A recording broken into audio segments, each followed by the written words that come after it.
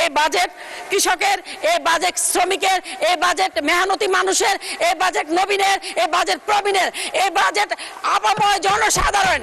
এটি শুধু সরকার দলের মানুষের ঘরে পৌঁছাবে না, এটি সফল বিরোধী দলের বন্ধুদের ঘরেও কিন্তু পৌঁছাবে। আমি 9 বার গ্রেফতার হয়েছি ফ্যাসিস্ট হাসিনার আমলে। আমাকে যদি একবার 1 মিনিট করেও দেন আমি কিন্তু 9 মিনিট পাই, আর এখানকার 7 মিনিট। মাননীয় স্পিকার, আপনাকে ধন্যবাদ আমাকে প্রথমবার এই মহান জাতীয় সংসদে কথা বলার সুযোগ দেওয়ার জন্য।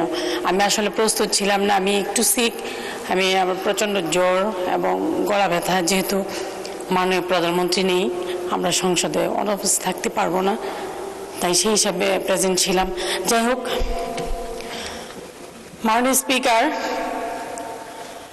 আজ যেহেতু মহান সংসদে আমার প্রথম দিন, আমি সর্বপ্রথম শুকরিয়া আদায় করছি পরম করুণাময় অসীম দয়ালুদাতা মহান রাব্বুল আলামিনের প্রতি তার অসীম দয়ার জন্য।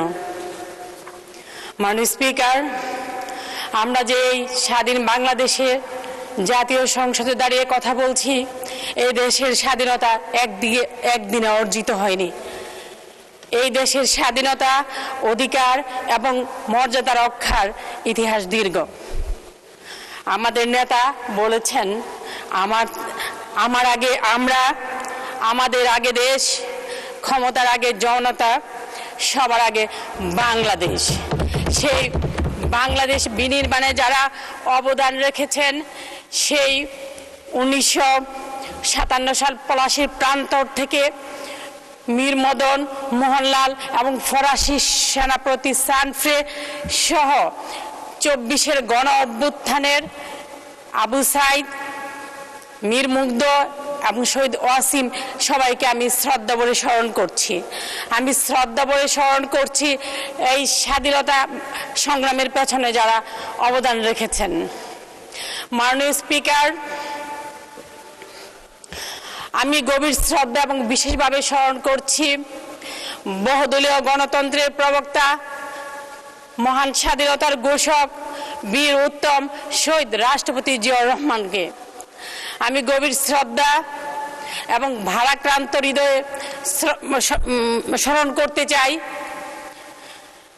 জনপ্রিয়তার বাটখারা যদি হয় নির্বাচন, সেই নির্বাচনে যে নেত্রী কোনোদিন কোনো আসনে হারেননি, বাংলাদেশের সবচেয়ে জনপ্রিয় নেত্রী, যে নেত্রী আমৃত্যু এই দেশের স্বাধীনতা, সার্বভৌমত্ব এবং গণতন্ত্রের জন্য লড়াই করে গিয়েছেন।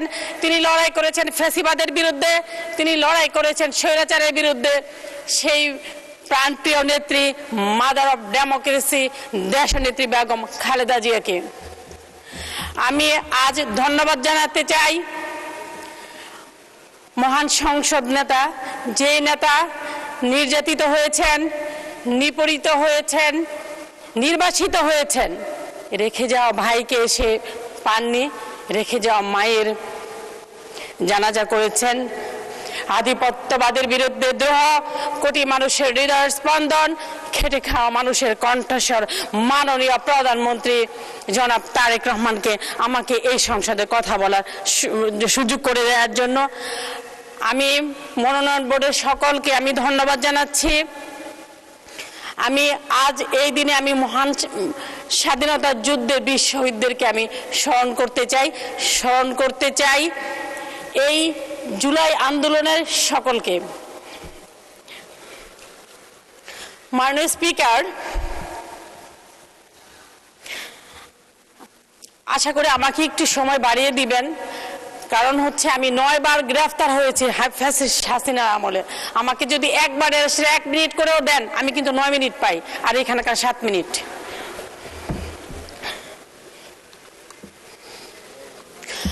আমি সেলিনা সুলতানা নিশিতা, বাংলাদেশ জাতীয়তাবাদী দল বিএনপির একজন স্বগৃহীত নারী আসনের সদস্য।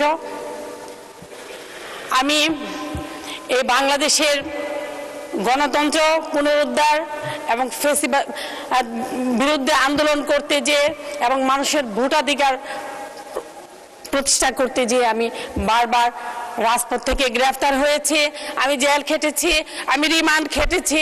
আজ এই সংসদে অনেকে অনেক কিছু জুলাই নিয়ে অনেক কিছু বলেন।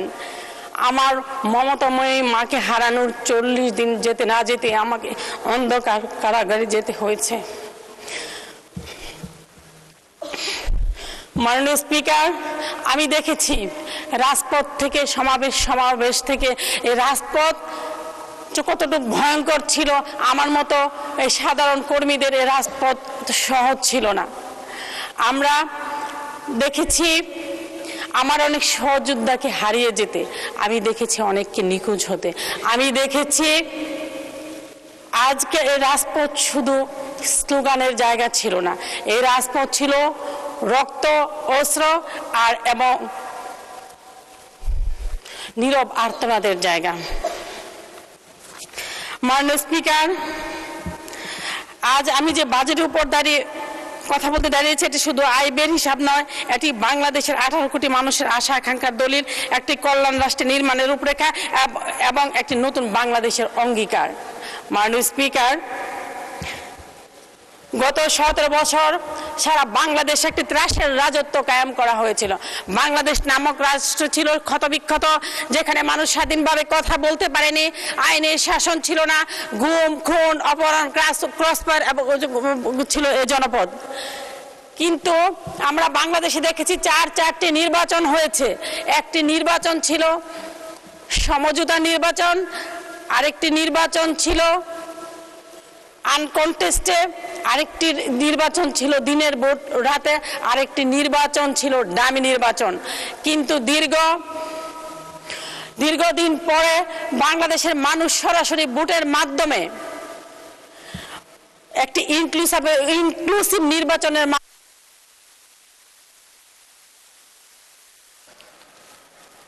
মাননীয় সদস্য সেলিনা সুলতানা, বাংলাদেশের নারীদের ভূমিকা অবশ্যই এই সংসদ সদস্যবৃন্দ স্মরণ করবে, সেজন্য আপনার বক্তব্য আরো 2 মিনিট বাড়িয়ে দেওয়া হলো। মাননীয় স্পিকার, 2 মিনিটে তো আমি বাজেটের কিছুই বলতে পারলাম না। আমি তো প্রস্তুত ছিলাম, আমি আজকে বক্তব্যটা দিতে চাইনি, আমি কিন্তু উপরকে জানিয়েছিলাম, তারপরে আসলে আমার নামটা ঘোষণা করা হয়েছে। যাই হোক মাননীয় স্পিকার, আমি আশা করি আমাকে একটু বলতে দিবেন।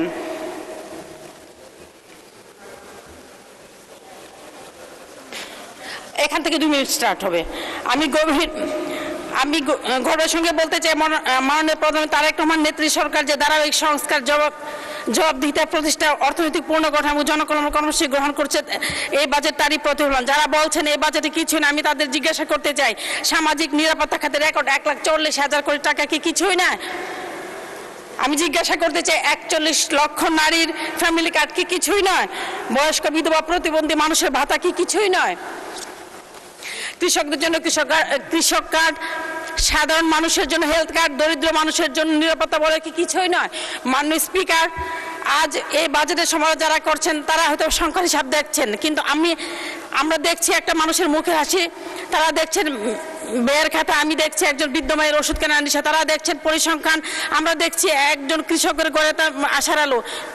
মাননীয় স্পিকার, সময় অস্ত্র বললে তো সময় চলে গেল। মাননীয় স্পিকার, মাননীয় স্পিকার, আজ একজন কৃষক জানেন রাষ্ট্র তার পাশে আছে, একজন প্রবীণ নাগরিক জানেন রাষ্ট্র তাকে ভুলে যায়নি, একজন প্রতিবন্ধী জানেন রাষ্ট্র তাকে বোঝা মনে করছে না, একজন মা জানেন তার সন্তানের চিকিৎসা, নিরাপত্তা এবং খাদ্যের জন্য রাষ্ট্র কাজ করছে। এটাই হচ্ছে কল্যাণ রাষ্ট্রের পরিচয়, এটাই মানবিক রাষ্ট্রের মূলনীতি। মাননীয় স্পিকার, আমি কি আসি নাকি লাইনে? মাননীয় স্পিকার, আমি একটি কথা বলতে চাই, আমি তো আপনার সময় আমি আরো 1 মিনিট বাড়িয়ে দিলাম। মিনিট?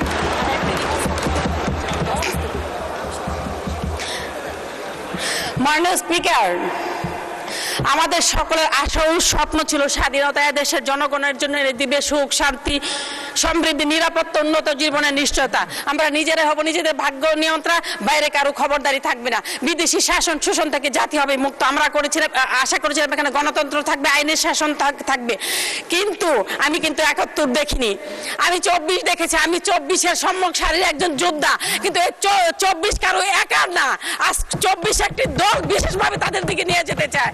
আমরা সারাদিন কাজ করেছি, আমি শুধু অফলাইন, আমি অনলাইনেও কাজ করেছি। আমি আজকে আমি বলতে চাই, এই বাজেট কৃষকের, এই বাজেট শ্রমিকের, এই বাজেট মেহনতি মানুষের, এই বাজেট নবীনের, এই বাজেট প্রবীণের, এই বাজেট আপাময় জনসাধারণ। এটি শুধু সরকার দলের মানুষের ঘরে পৌঁছাবে না, এটি সফল বিরোধী দলের বন্ধুদের ঘরেও কিন্তু পৌঁছাবে। তাই